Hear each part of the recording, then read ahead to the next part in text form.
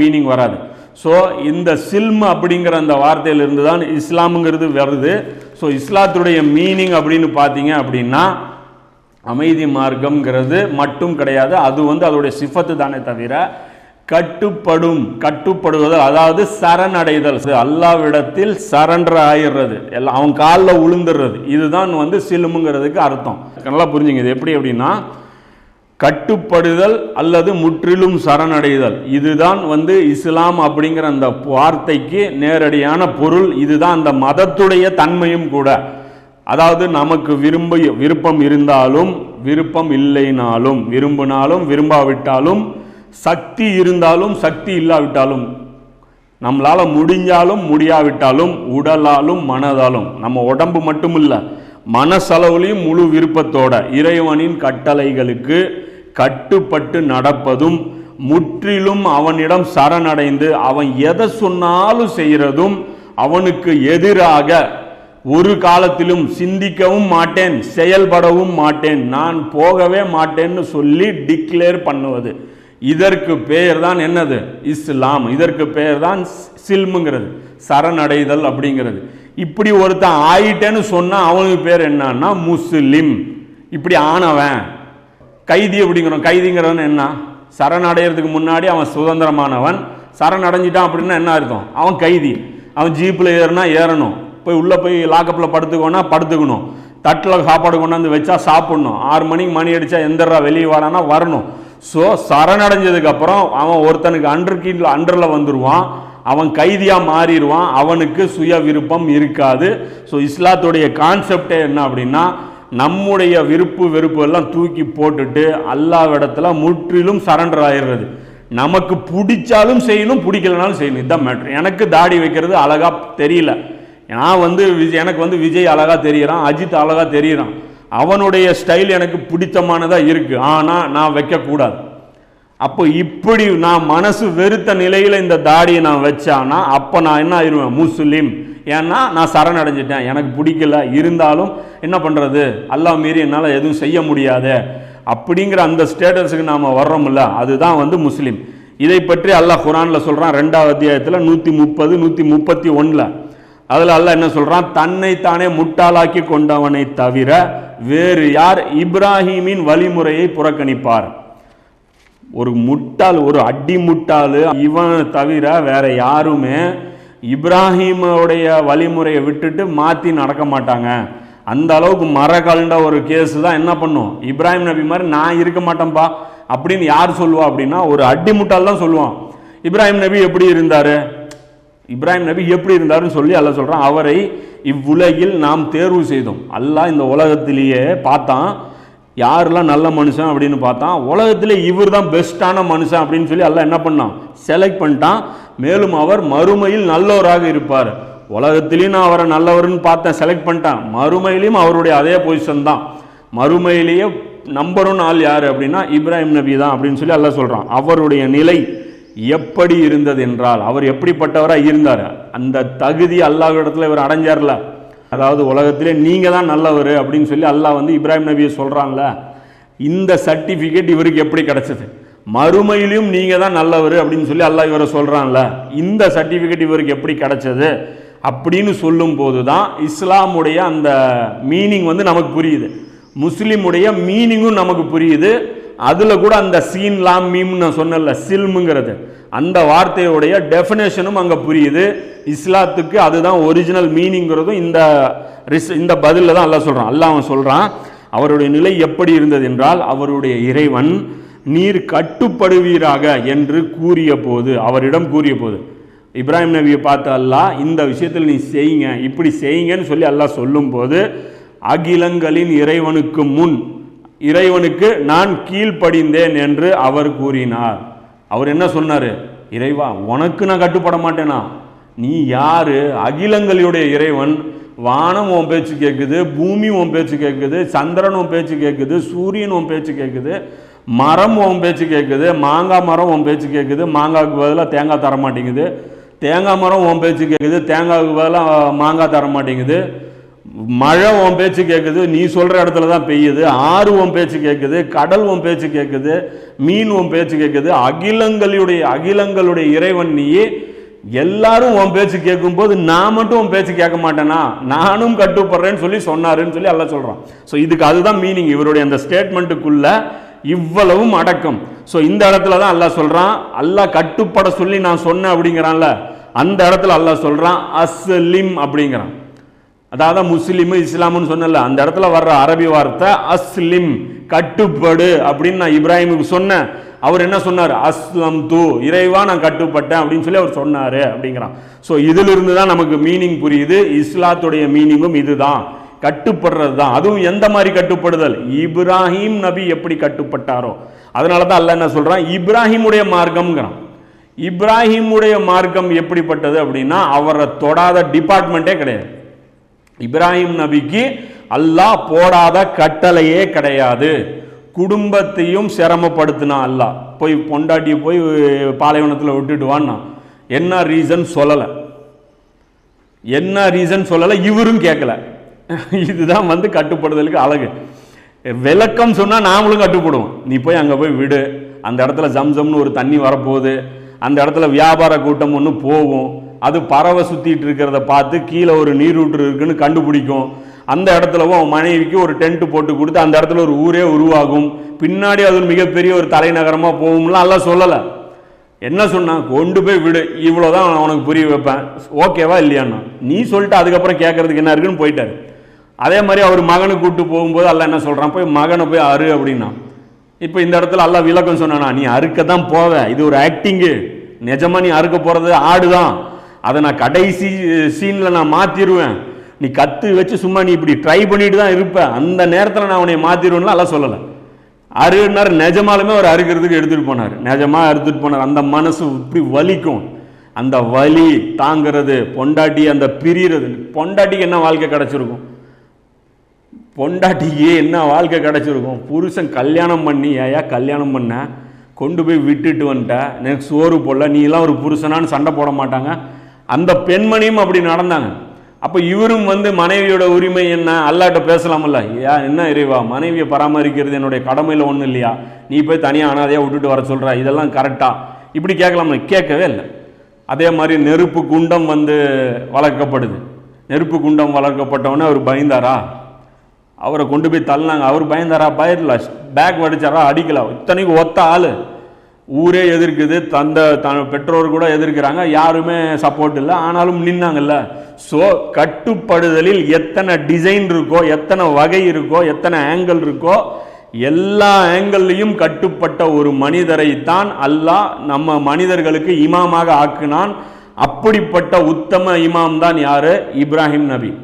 எல்லா விதத்திலும் அவர் கட்டுப்பட்டவர். ஸோ அவருக்கு கிடைச்ச மிகப்பெரிய கிரேடு என்னன்னா முஸ்லிம். அந்த கிரேடு தான் நமக்கும் அல்லாஹ் கொடுத்துருக்கான். நீயும் முஸ்லீம்னு ஒன்று இருந்துக்கோ அப்படின்னு. ஸோ முஸ்லீமுங்கிறது இவ்வளோ விரிவான ஒரு பொருள் கொண்டது. சும்மா நாம் என்ன பண்ணுறோம், இன்னைக்கு முஸ்லீம்னு இருக்கோம், வரதட்சணை வாங்காதனா கட்டுப்பட மாட்டேங்கிறோம். ஏன்? அல்லாஹ்வுடைய ஆர்டரை விட, அவனுடைய அதிருப்தியை விட, அல்லாஹ்வுடைய ஆர்டரை நான் நிராகரிச்சா அல்லாஹ் என்னை எப்படி நினைப்பான் அது எனக்கு பெருசாக தெரியல. அப்போ அல்லாஹ்வுடைய ஆர்டரை நான் நிராகரிச்சா அல்லாட்ட நான் எப்படி போய் பதில் சொல்ல வருவேன், அதுவும் எனக்கு பெருசாக தெரியல. இதெல்லாம் ஏன் தெரியல அப்படின்னா, இஸ்லாத்துடைய டெஃபினேஷனே தெரியாமல் நம்ம இஸ்லாத்தில் இருக்கோம். முஸ்லீம்னு என்னானே தெரியாமல் நம்ம முஸ்லீமாக இருக்கோம். அதனால தான் பெண்கள் எடுத்துங்க, என்ன பண்ணுறீங்க,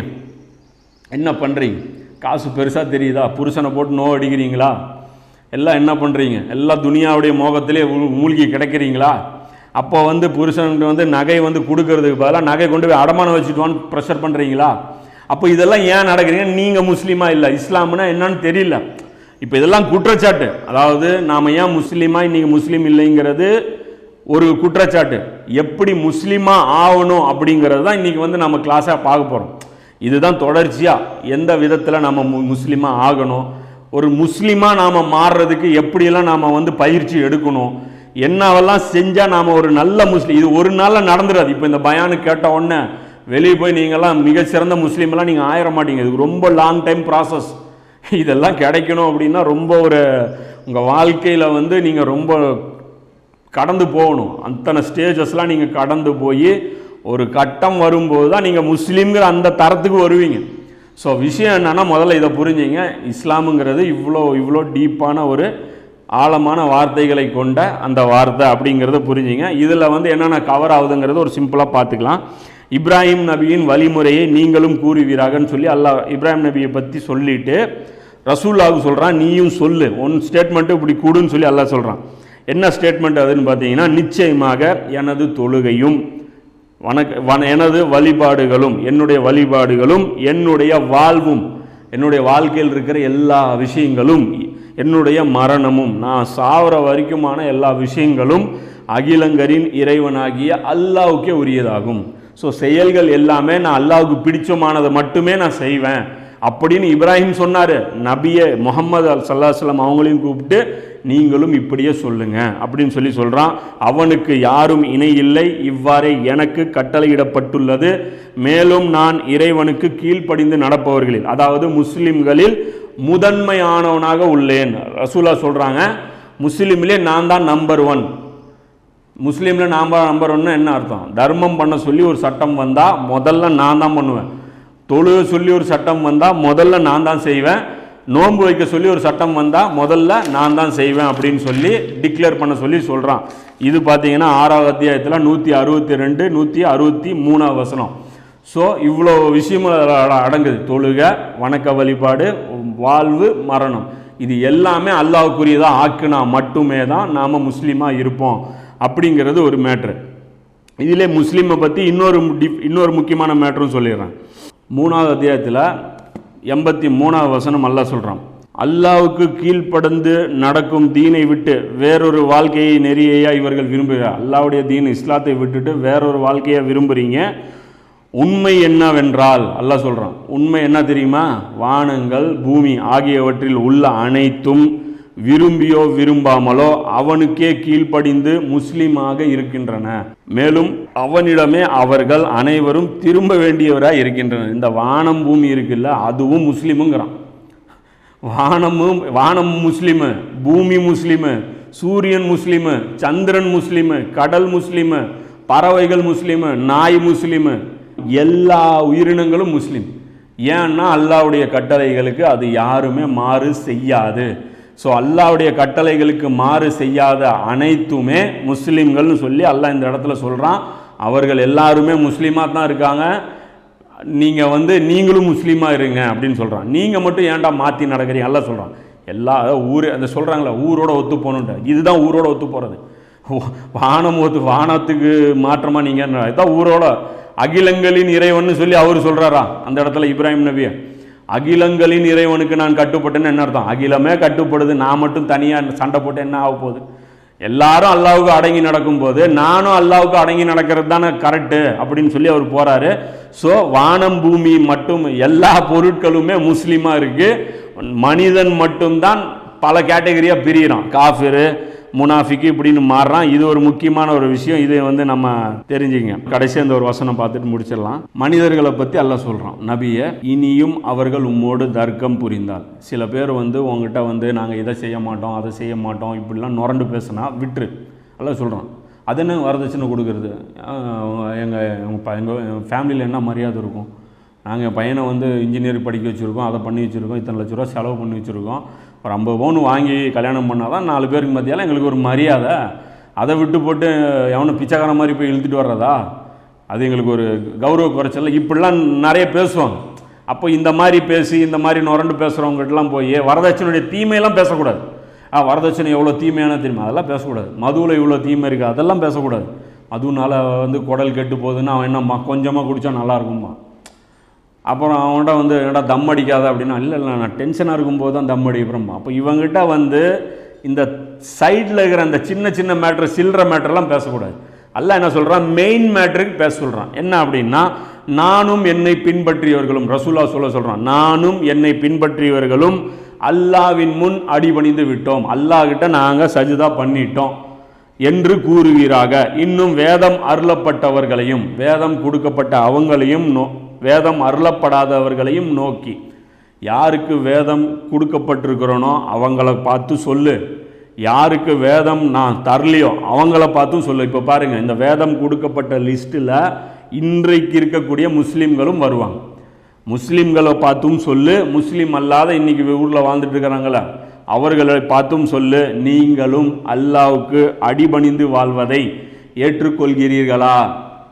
அல்லான்னு ஒருத்தன் இருக்கான், அவன் பேச்சு கேட்டு அடங்கி ஒடுங்கி அவனுக்கு கட்டுப்பட்டு நடக்கிற ஒரு வாழ்க்கை முறை இருக்குது. அந்த வாழ்க்கை முறைக்கு நீங்கள் தயாரா? அதில் நல்லது கெட்டதெல்லாம் ஆராய்ச்சி பண்ணுறதுக்கு இடமே கிடையாது. இங்கே இஸ்லாத்தை தாவா செய்கிறவங்களே தப்பாக தாவா செய்கிறாங்க. என்ன அப்படின்னா, இஸ்லாத்தில் அழகான விஷயங்கள் இருக்கு, அழகு இல்லைலாம் பேசவே முடியாது. அவன் அதுக்கு ஒரு தத்துவம் வச்சுருக்கான், அவன் சாணி வலிக்கிறதுக்கு ஒரு தத்துவம் வச்சுருக்கான். அப்போ அந்த தத்துவம் சிறந்ததா இல்லை முஸ்லீம்களுடைய நோன்பு சிறந்ததான்னா டிபேட் பண்ண முடியாது. அவன் நோன்பு முறை நீங்கள் சொல்லுவீங்க, நோன்பு வச்சா நோன்பு பாருங்கள் நாங்கள் மிக அழகான ஒரு இபாதத்தை வச்சுருக்கோம் அப்படிமா அவன் சொல்லுவான். நோன்பு விட சூப்பரான மேட்ரு எங்கிட்ட இருக்கு, வெறும் பழம் சாப்பிட்டுட்டு நாங்கள் இருப்போம், நாங்கள் வெறும் தண்ணி குடிச்சிட்டு இருப்போம், அது இன்னும் உடம்பை க்ளீன் பண்ணுமா. அவன் என்னம்மா, நம்ம சாப்பிடாமல் இருக்கோம், வெறும் தண்ணி குடிச்சிட்டே இருந்தோம்னா என்ன ஆகும், உடம்புல இருக்கிற அந்த கிருமிகள்லாம் வந்து கழுவப்படும். ஸோ நீங்கள் வைக்கிற நோம்போட எங்கள் நோன்பு சிறந்ததும்மா. அப்போ இது யார் ப்ரூஃப் பண்ணுறது? ஸோ இதெல்லாம் பேசி இஸ்லாத்தை வந்து ஜெயிக்க வைக்கிறதோ நிறுவ வைக்கிறதோ முடியாது, அதெல்லாம் கிடையாது. இது உண்மை, அது பொய், அவ்வளோதான் மேட்ரு. இது அல்லாஹ்விடம் இருந்து வந்த கட்டளை, இதுக்கு கட்டுப்பட்டு நடக்கிறதுக்கு நீ ரெடியா? அல்லாஹ்வுக்கு அடங்கி இருக்கியா மாட்டியா? சொன்ன பேச்சு கேப்பியா மாட்டியா? இவ்வளோதான் பேச்சு. இந்த பேச்சு அழகதா? வட்டி இல்லாத ஒரு வியாபாரம் நல்லதா, வட்டியுடன் கூடிய வியாபாரம் நல்லதா? இது பேசினா ப்ரூஃப் பண்ண முடியாது. உதாரணத்துக்கு ஒரு வண்டி இருக்கு, ஒருத்தர் ரெடி கேஷ் வாங்கணும், ரெடி கேஷ் போட்டு அவனால் வாங்க முடியுமா? வாங்கவே முடியாது. சில பேர்னால அவன்கிட்ட வந்து 50,000 ரூபா போட்டு அவனால் வண்டி வாங்கவே முடியாது. அவனும் அவன் மனைவியும் டெய்லி நடந்து ரொம்ப தூரம் போவாங்க. அப்போ அவன் என்ன பண்ணுவான், தவணை முறையில் வட்டி கிடைக்குது. அப்போ அவன் அது காட்டி சொல்லுவான்ல, பாருங்கள் ஒரு ஏழைக்கு வந்து சிரமத்தை போக்குது வட்டி, தவணை முறையில் நாங்கள் கொடுக்குறோம், இங்கே நீங்கள் வட்டி இல்லாமல் வாங்க சொல்கிறீங்க, இஸ்லாம் வந்து சிரமப்படுத்துதுமா. ஸோ அதனால் என்ன சொல்கிறேன்னா, டிபேட்டுக்கு நம்ம இந்த மாதிரியான விஷயங்கள் எடுத்து வச்சா, இஸ்லாம் வந்து அழகான கொள்கைகளை கொண்டது, இஸ்லாம் வந்து மிக சிறந்த தத்துவங்களை கொண்டு, தத்துவம்லாம் காட்ட முடியாது. இது அல்லாஹ்வினால் மனிதர்களுக்காக கொடுக்கப்பட்ட ஒரு வாழ்க்கை முறை. அல்லாஹ்வுக்கு நீ கட்டுப்படுறியா மாட்டியா? இதை மட்டும் பேசு. அல்லாஹ் சொன்னா செய்வியா மாட்டியா? செய்வேன்னா நீ முஸ்லீம், செய்ய மாட்டேன்னா நீ காஃபிர். நீ அப்துல்லான்னு பேரை வச்சுக்கிட்டாலும் சரி. இவன் ஒருத்தன் நோன்பு, ஒருத்தன் 5 வேளை தொழுறான், அழகா தாடி வச்சிருக்கான், தொப்பி போட்டிருக்கான், ஜுப்பா போட்டிருக்கிறான், என்ன ஹஜ்ஜு செஞ்சிருக்கிறான், வணக்க வழிபாடுகள் எல்லாமே அல்லாஹ் சொல்ற மாதிரி பர்ஃபெக்டா இருக்கு. ஆனா வாழ்க்கையில சில விஷயங்கள் அல்லாஹ்வுக்கு நான் கட்டுப்பட மாட்டேன்னு சொல்றான். இவன் யாரு? முஸ்லீம் கிடையாது. அல்லாஹ்வோட பார்வையில் முஸ்லீம் கிடையாது. இங்க பூமியில வேணா அவனுக்கு முஸ்லீமுக்கு உண்டான சில விஷயங்கள் வந்து அவனுக்கு கிடைக்குமே தவிர, அதாவது அவன் செத்தா ஜனாசா வந்து முஸ்லீம்களுடைய அடக்கத்தளத்தில் கொண்டு வரப்போனோம், அந்த மாதிரியான சில உரிமைகள் அவனுக்கு கிடைக்குமே தவிர, ஆனால் அல்லாஹ்விடத்தில் இவன் காஃபிராகத்தான் மதிக்கப்படுவான். ஸோ விஷயம் என்னன்னா, அல்லாஹ் என்ன சொல்றான், நாங்கள் வந்து அல்லாஹ்வுக்கு சரண்டர் ஆயிட்டோம், நீங்க சரண்டர் ஆகிறதுக்கு ரெடியா அப்படின்னு சொல்லி கேளுங்கள். அவர்கள் ஏற்றுக்கொண்டால் நிச்சயமாக நேர்வழி அடைந்தவர்களாவர், அவர்கள் புறக்கணித்தால் எடுத்து சொல்வது மட்டுமே உன் மீது கடமையாகும். அப்ப நாம தாவான்னு எப்படி செய்யணும் அப்படின்னா, தம்பி அல்லான்னு ஒருத்தன் இருக்கான், நீ அவனுக்கு கட்டுப்பட்டு நடக்கிறதுக்கு தயாரான்னு கேளுங்க. அவன் அதிலிருந்து எதிர்கேள்வி கேட்பான், அல்லான்னு ஒருத்தன் இருக்கிறான்னு எப்படி அப்படின்னு கேட்பான். அப்ப அதை கிளியர் பண்ணுங்க, அதுக்கு பேர் தாவா. அப்போ அதுதான் அதான் அல்லாஹ் இருக்கான்னு தான் தாவா செய்யணுமே தவிர, அல்லாஹ்வுடைய கட்டளைகள்ல எது நல்லது கெட்டதுன்னு தாவா செய்யக்கூடாது. ஸோ இந்த அடிப்படையில் புரிஞ்சு நாமளும் ஒரு நல்ல முஸ்லீமான்னு நடக்கணும். ஸோ அதற்கு நாம் அடுத்தது கட்டுப்பட்டு நடக்கிறதுல என்னென்ன வரும், முஸ்லீம்களுடைய தீன் எது, தீனுன்னு சொன்னல, அதான் சொன்னல, வணக்க வழிபாடுகளை செஞ்சுட்டு நம்ம தீனை செஞ்சுட்டு தான் நினைக்கிறோன்ட்டு. இதுதான் வந்து சைத்தான் நம்மளை வந்து நம்மளுடைய எக்ஸாமில் நம்ம ஃபெயில் ஆவதற்காக நம்முடைய மைண்டை பிரெயின் வாஷ் பண்ணியிருக்கான். ஸோ நம்முடைய தீன் இது ரொம்ப பெருசு. இதை சொல்கிறாங்களே இஸ்லாம் ஒரு எளிய மார்க்கம், எளிய மார்க்கம்லாம் கிடையாது. இஸ்லாம் வந்து மிகவும் ஒரு கடினமான ஒரு, அதாவது என்ன சொல்கிறது, சிரமம் தரக்கூடிய விஷயங்களால் நிரப்பப்பட்டிருக்கு. அல்லாஹ் சொல்கிறான்ல, நபிசுல்லா சொல்கிறாங்களா, சொர்க்கம் வந்து சிரமங்களால் சூழப்பட்டிருக்குன்ட்டு. அப்போ எளிதாக இருக்குன்னு சொல்ல ரசூலா எங்கே சொன்னாங்க? எளிதான மார்க்கம் ரசூலா எங்கே சொன்னாங்க? வணக்க வழிபாடுகள் மட்டும் நமக்கு எளிதாக்கப்பட்டிருக்கு, அவ்வளோதான். வணக்க வழிபாடுகள் நமக்கு சலுகை தரப்பட்டிருக்கு. நின்று தொழுவ முடியலையா, உட்காந்து தொழுதுக்கோ, இது எளிதான செஞ்சுக்கலாம். காலில் அடிபட்டிருக்கா, சரி உட்காந்தும் தொழுவ முடியலையா, முதுகில் அடிபட்டிருக்கா, படுத்த நிலையில் தொழுதுக்கோ. படுத்து தொழுவ முடியலையா, சைகை அளவு செஞ்சுக்கோ. இந்த வணக்க வழிபாடுகள் தான் நமக்கு வந்து எளிதாக்கப்பட்டிருக்கே தவிர மற்றபடியான விஷயங்கள் எல்லாமே ரொம்பவும் பேணுவதற்கு சிரமமானது. ஆனால் என்ன அப்படின்னா அல்லாஹ் உதவி செய்வான். சிரமமானதுன்னு நீங்கள் ரிவர்ஸ் போயிருங்க, நீங்கள் இங்கே நிற்காதீங்க ஓடி போயிருங்கன்னு நான் சொல்லலை. உங்களுக்கு நமக்கு வேறு வழியே கிடையாது. அல்லாஹ்கிட்ட சரணடைஞ்சே ஆகணும். சரணடைஞ்சிட்டு இறைவா நாங்கள் முக்குன்னு முக்கணும், இவ்வளோதான் எங்களால் செஞ்ச முடிஞ்சது, நீ பார்த்து எங்களை மன்னிச்சு விடு அப்படிங்கிற அந்த ஸ்டேஜுக்கு வந்துட்டோம்னா உண்மையிலே நம்முடைய கெப்பாசிட்டி அவ்வளோதான் இருந்ததுன்னா அல்லாஹ் மன்னிக்கக்கூடிய ஒரு வாய்ப்பு இருக்குது. ஆனால் ஒரு விஷயம் நம்ம மைண்டில் தெளிவாக இருக்கணும், அல்லாஹ்வுக்கு எதிராக நாங்கள் சிந்திக்க மாட்டோம், அல்லாஹ்வுக்கு எதிராக நாங்கள் பேச மாட்டோம், அல்லாஹ்வுக்கு எதிராக நாங்கள் செயல்பட மாட்டோம். அல்லாஹ் ஒன்று சொன்னால் உடனே நாங்கள் சரணடைவோம், நாங்கள் முஸ்லீம்களில் ஒருவர் அப்படின்னு சொல்லி விளங்கி நாம் இஸ்லாத்தை ஏற்றுக்கிட்டால் மட்டும்தான் முஸ்லீம் ஆவோம். அப்படிப்பட்ட முஸ்லீமாக நாம் ஆவறதுக்கு உண்டான பாக்கியத்தை அல்லாஹ் உங்களுக்கும் எனக்கும் தந்தருள்வானாக. வாஹிர் தாவானா அல்ஹம்துலில்லாஹி ரப்பில் ஆலமீன்.